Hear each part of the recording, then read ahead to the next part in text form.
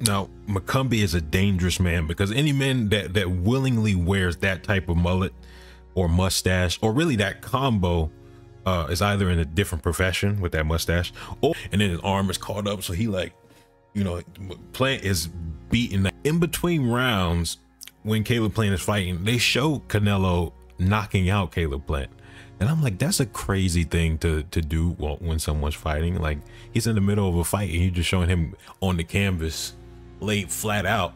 Like, let's talk about the art of the comeback. In those early rounds watching this fight, I was worried for Plant. I'm a fan of his work, but when he was fighting an extra large MAGA version of Rolly and he was getting thrown around the ring with the same energy that a big brother throws a little brother throughout the living room, it was worrying, but he adapted and adjusted, and that's what we're going to break down, because it's rare to get such massive and drastic changes in a fight dynamic, and I think it's interesting to take a look at that. So today's video is about adaptation, changing your entire approach to the fight within the fight. Let's talk science. So early on, Plant is kind of comfortable surrendering to the pressure and letting Macumbi come forward, and you can see Plant is, you know, springing, getting ready to counter. So Caleb is comfortable fighting off of the back foot, and early on Macumbi is a little bit hesitant of that. That's going to change quite quickly, but Macumbi starts finding an entry that he likes. He likes to get low, do a level change, and then step in with the lead hand. And he steps in with the lead hand, and Plant likes to shoulder roll, and then that allows him to try and get through what Plant is doing. But you see Plant is leaning over onto his back right side, and we're going to talk about that. Plant is having more and more difficulty keeping Macumbi off of him as the fight progresses, and this is abetted by the fact that he likes to go straight back, and when he's moving, he's circling to the right a lot of times. So either he's circling towards the power hand of Macumbi, or he's going straight he's going straight back in a straight line. It's reminding us of another fight that we're going to talk about. But even when he's circling, Macumbi likes to do a tiny level change, just barely drop a little bit before he blitzes in, and he throws a big shot, and his shots are so heavy that it like lands on his back or his arms, and he knocks him off his feet. So country strength versus hood strength. That's what I remember some comments saying, that it's like the country version versus the hood version. Plant is going to throw out a jab here. Macumbi responds to the jab again. He jumps in, lead hand extended, tries to follow up with the right hand, but he does a good job right here because Caleb Plant's moving back in a straight line, like how we just said, moving back in a straight line. Macumbi is not just throwing one or two shots, he's building combos on top of it because Caleb is giving him the opportunity to, and so he throws across to the body and then follows up with a left hook up top, and so that's a big shot, and you see Caleb kind of wobble back a little bit right there. That's a great combo. Steps in with the jab, cross to the body, left hook up top. It surprises Caleb, and he's like, okay. He's like, okay, I gotta do something different. There are some things going on in this fight that are making it problematic for Caleb Plant to fight on the outside, right, at long range. For one, he's inclined to retreat in a straight backwards line, right, which literally runs him into issues. I mean, he's trying to run away, but he's still running into them.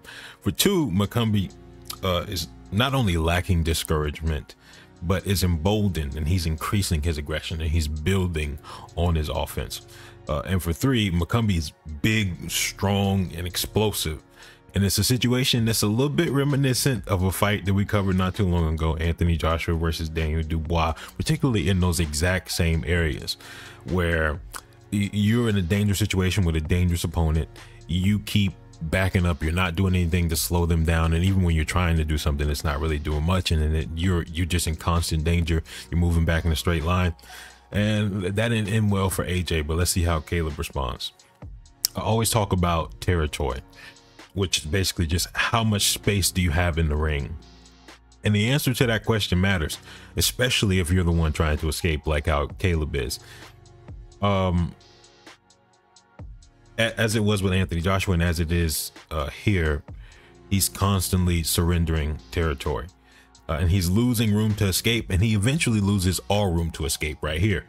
And so Macumbi is cornering him, and it's making it very hard for him to escape, especially if his primary source of defense is moving backwards. Once you no longer have that option, or even the option to circle out once you're cornered, you're severely handicapped in your options. And so Makumbi is cornering him and blasting him. You see him get launched up against ropes, and in fact, he's hurt pretty bad here because Makumbi just throws him to the ground. Yeah, he just said, "Get off me." Which here's my thing about, because this fight is gonna get a little bit dirty pretty soon. I mean, it already is, you know, kind of getting there. When it comes to clinching, Caleb Plant is a heavy hugger. He likes to show his opponents a lot of love, especially when he gets hurt, and that's fine. Well, no, it's not. But the thing is, I'm fine with some slightly dirty stuff to counter clinching, especially if it's excessive and the referee doesn't do anything about it. So I don't think that's like too bad. It's bad. I mean, I don't think a fight should go like this all the time, but in these types of situations where a lot of clinching may occur, I'm fine with a little bit of trickery and skullduggery. But that left hook hurt Caleb. You can see Caleb when he gets up, he's like standing on his tippy toes, and yeah, he was hurt bad. Caleb is in trouble. He's in there with a live dog that is swinging on him like they're in a bar fight. And then whenever Caleb try to halt the action, he's getting thrown around, and you see he's gonna try it here again, and whoop, he gets just thrown, right? That's what I was saying, big brother, little brother energy. Caleb is like, oh shit, I gotta change up the dynamic of this fight. Another thing, as these rounds progress, Makumbi is getting more and more wild, more and more high risk. Like, these combos are crazy. This man is he's doing Dricus du Plessis combos. I mean, he's running and punching at the same time, literally jumping in. His feet is coming off the ground. He's throwing Superman punches, Superman combos. But the reason why he's so high risk is because there's not too much of a risk for him, right? Normally you wouldn't want to jump in and do stuff like this, but he's not really discouraged by Caleb's counters from the outside. And so there's more reward than there is risk for him in these situations. And it's a wild thing to say, but he just does not care. Second thing is, when we get into this clinch position, but this is not a hugging clinch. I mean, it partially is, but it's similar to a lot of the inside positions we're going to see later. And you see that Makumbi kind of doesn't really know what to do here, and Plant is much more comfortable in this position, and that kind of foreshadows the trajectory of this fight. That's not to say that Caleb is getting completely washed. He's absolutely having his moments. Like I said, he's comfortable boxing off the back foot. It's just that, like, look at this counter right here. Bam! That's why you don't jump in on people, right? Like, this isn't like karate where you like blitz in and go flying and throw kicks. Like, he's jumping and leaping it, and he just lands right, his jaw lands right on the right hand. But again, he doesn't care. And that's a big deal. Makumbi is willing to crash out. He's willing to eat some of these kinds of shots, so long as he gets to dictate the exchanges and step in with big explosive blitzes. And up to this point, as I was like going through thinking about this, I was like, damn, I never realized how much this was reminiscent of the Dubois AJ fight, because AJ was landing some counters on Dubois, but like I said in that video, the mentality is so crucial. Dubois was also willing to crash out, and that's a very big task to deal with someone that does not care. Now, Makumbi is a dangerous man, because any man that willingly wears that type of mullet or mustache, or really that combo, is either in a different profession with that mustache, or very dangerous in the profession that they chose, which would be just about anything. And you could just imagine him in sparring. There's no such thing as light sparring. You can tell. He's really just one speed. He's like Rolly, but if Rolly had a chin and a mustache. We get one of the first extended inside sequences that last for more than just a couple of seconds, and they're both vying for control.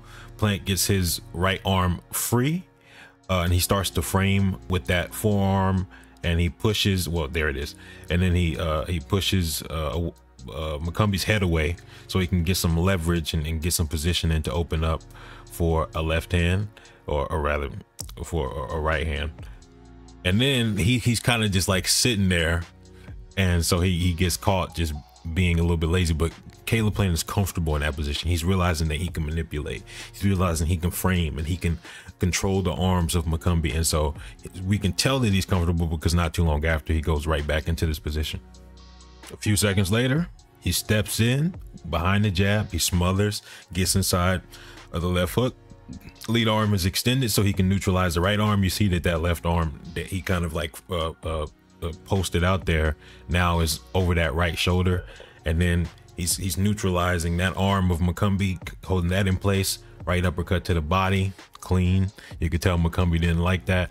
And then he gets a little bit of a twist right here. This is where I said it's gonna get a little bit dirty, but dirty boxing is still boxing. It's not super legal boxing, but this is one of those types of fights.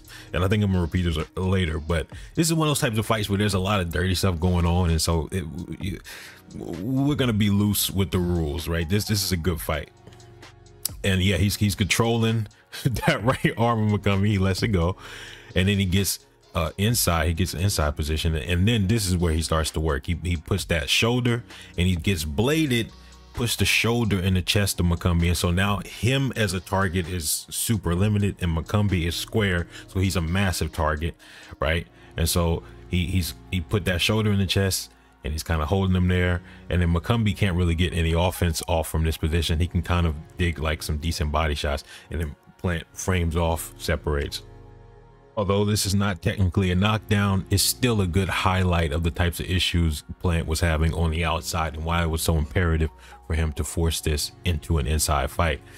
Makumbi actually steps in with a nice jab feint, level change, and he completely, you see how much he loads up on that left side, and he actually lands right on Caleb Plant's arm and shoulder. I mean, you can see it, but Plant's feet are stuck together, combined with the force of this man jumping into a left hook, a Joe Frazier-esque leaping left hook, just knocks him off balance, and then he hits the shoulder as he's going down.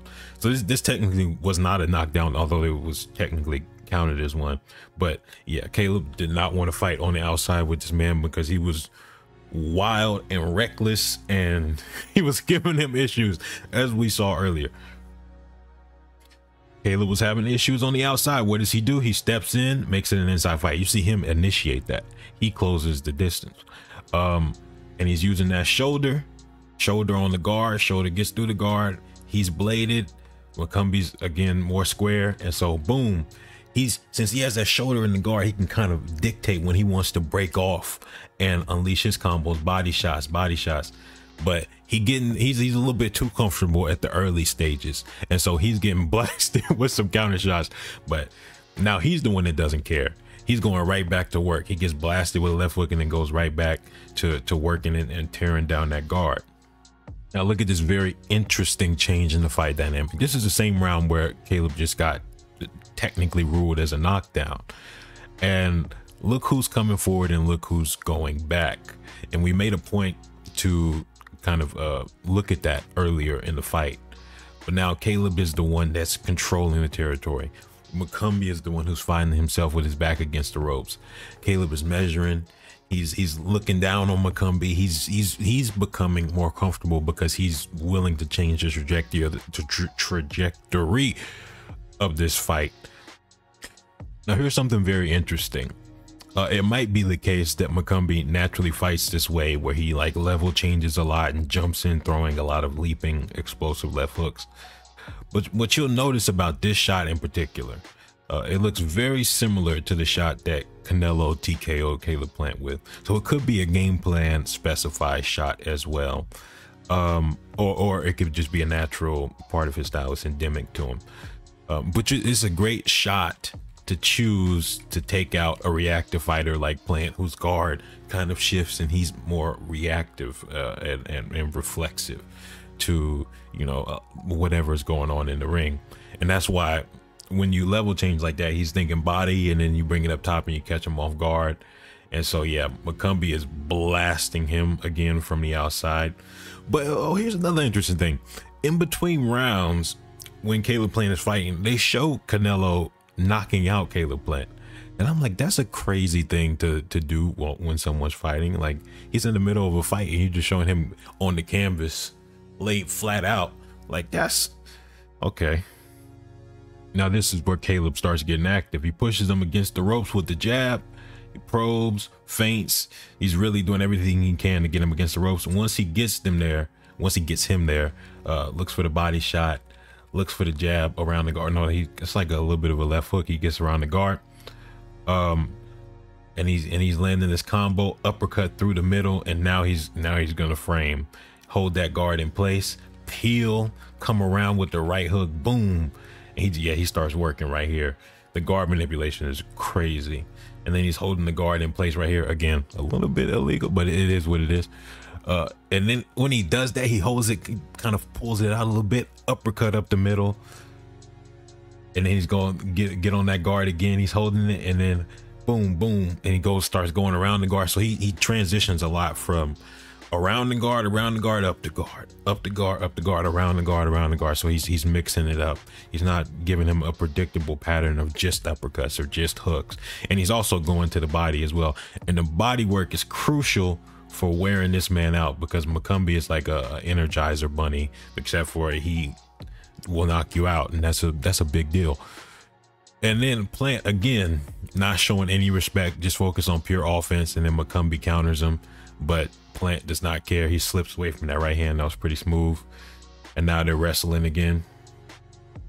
And what's so interesting about the inside fight is that Macumbi is a more explosive and dangerous dude, and he's stronger, but the technique of Caleb Plant is winning. So he kind of scoops under he has the overhooks, and he scoops and just smashes an uppercut to the body, and then he lets go. He's controlling a lot of these exchanges and a lot of the inside work. And you see him going for the overhooks, getting wrist control.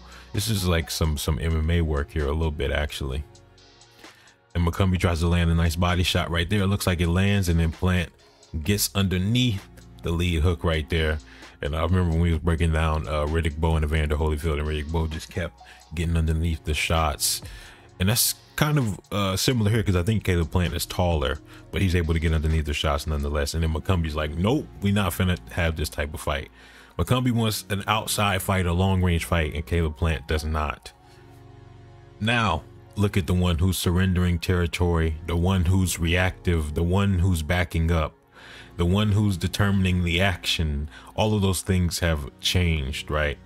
And a lot of times, the one who's controlling the territory, controlling when exchanges take place, and it's like ring generalship. A lot of those things are kind of combined into the same kind of characteristic, where normally the person who's, you know, taking territory is also in control of the fight, right? And that's what Caleb Plant has become. Earlier it was Macumbi, and now it's Caleb Plant. So the roles are reversed, because this is a completely different type of fight. Now let's do a freestyle, unscripted analysis of a few different moments of inside fighting. Let's see this moment. Yeah, this is the right moment. Okay, here we go. Plant, forearm in the chest, holding him in place. Macumbi trying to land some shots. He's not comfortable here. He's not really letting go of anything serious. You see, whenever they break off and there's space between them, that's where Macumbi lands the counter shots. But on the inside, when there's not that much space, he's getting work put on him, and Plant kind of pulls back. He controls when the connection between them is broken. So either he closes the distance and forces that inside fight, or he can separate and make space, but he's the one that controls when either of those things happen. And then forearm on the guard, again holding that guard in place, and then he takes the forearm off, and then he does his little patty cake maneuver where he's holding the wrist, and then Macumbi is trying to counter him, but again, he's not comfortable. And the other thing is, when he has those hands on the side of the guard, he can feel when Macumbi is going to try and pull away and land something. So it gives him extra reaction time to mitigate or defend himself from any of Macumbi's offense. And Macumbi's trying to get him off, but it's not working.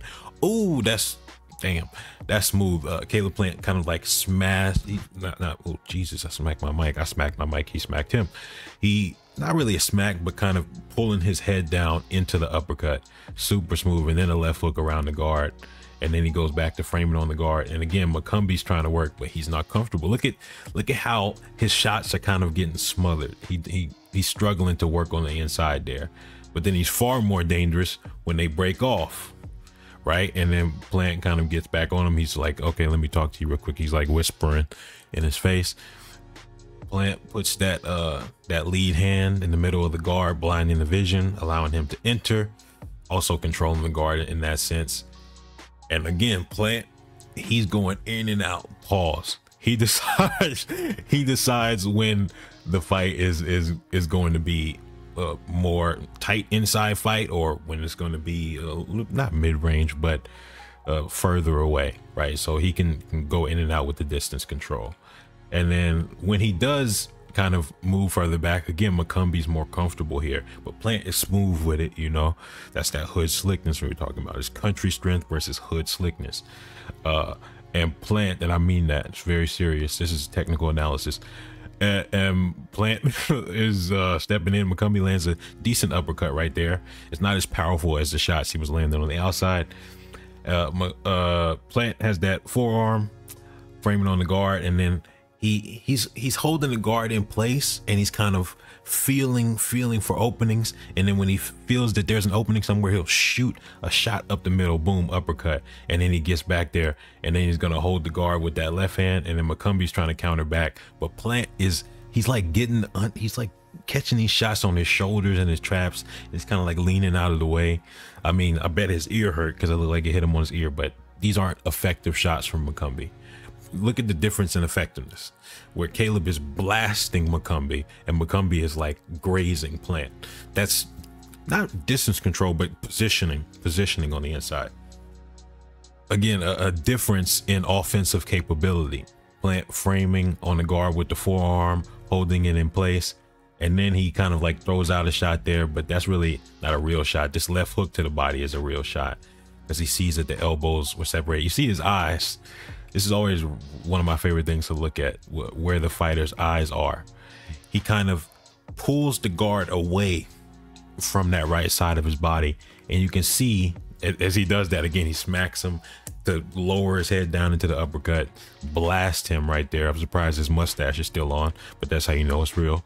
And then forearm frame, and he's looking, you can see he's looking for this shot.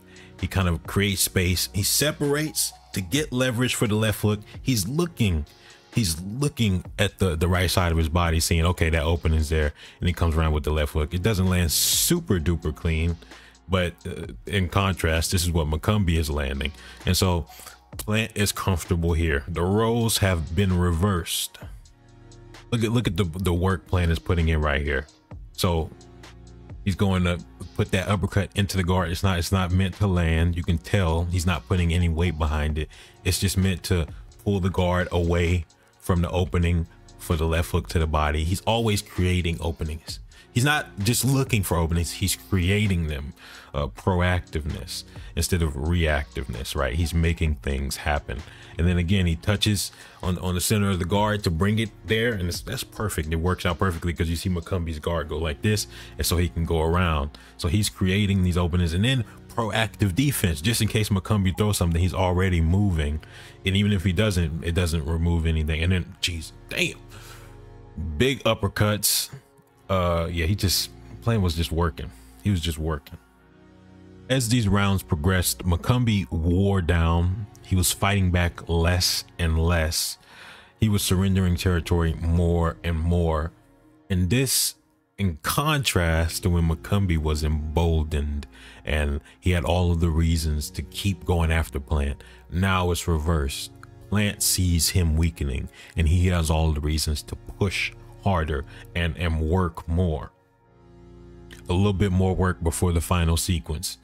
So again, Plant using that forearm to hold that guard in place, and you see that right hand feeling for positioning on the left hand, and then he kind of pulls and scoops it out of the way with the overhook. He opens up around the middle. He again does those like little tapping uppercuts just to bring the openings around the guard, and it's working for him. Those body shots are brutal. What I said in the beginning, those body shots is going to carry over into the later rounds, and it did. Macumbi was slowing down, and then he goes around, up the middle, around, up the middle. He keeps transitioning back and forth. It's not just a constant attack by one vector, right? He's changing up the variables, and then he gets him up against the ropes again, holding on the guard.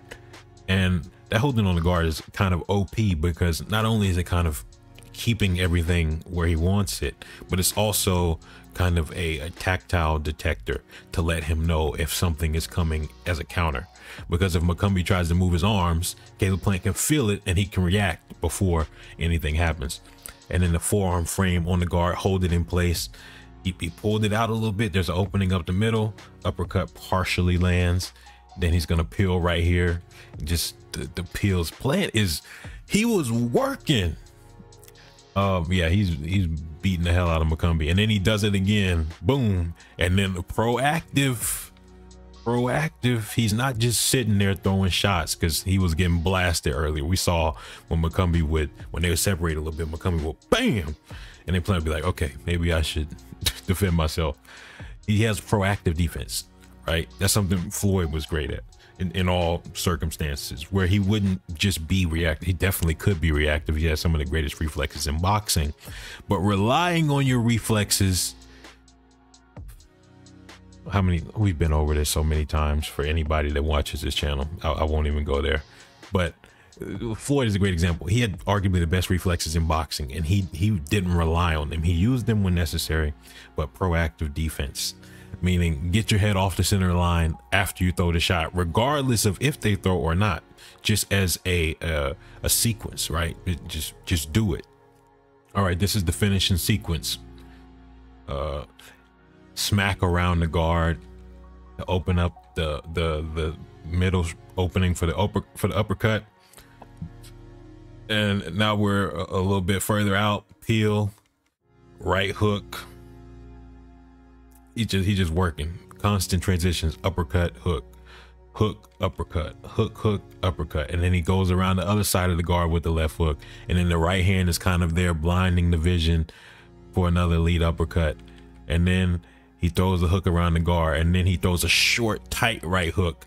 See, the difference is, this is why technique, at the top level of anything, everybody's athletic, everybody's strong, everybody's fast, right? And so there are small non-intrinsic differences that you have to create, manage, and amplify, right? One of those things is technique, right? When someone's the same running speed as you having better technique than them is the ultimate thing that carries you to victory. Same thing in boxing. Whereas Macumbi is like way more dangerous than Plant, and he hits harder, he's stronger. He's throwing these wild, looping shots that he's bringing from the hip. And you kind of see that here, where he's in the high guard, but instead of throwing it from the high guard, he drops it and then tries to throw this like crazy shovel hook, and Plant just whoop, short, tight right hook and blast him. And then Macumbi still lands that shot, by the way. And that's a big shot, but Plant kind of stumbles back. He eats it. And then again, he takes his shot, he drops it, and he tries to scoop up this big street brawling shot. And his arm gets caught behind the ropes. But even if it didn't get caught behind the ropes, he was going to get caught with the shorter, tighter shot anyways. That's why Macumbi was struggling on the inside, because he likes to wind up on these big old street fight punches, and Plant is throwing these tight, short, crisp punches that get to Macumbi before Macumbi can get to Plant. And that's what happens right there. And then his arm is caught up, so he Plant is beating the hell out of him. He's getting annihilated, and yeah, it was bad. He just melted on the ropes, and that was a great finish. This was a great fight, one of my favorite fights I've seen in a while. Hopefully Better BF versus Bivol might be as good as this. And I think we might do a pre-fight simulation for that. We'll see if that happens. It may not, it may. I'm not gonna make any promises. But this was a fun breakdown. I will see y'all later.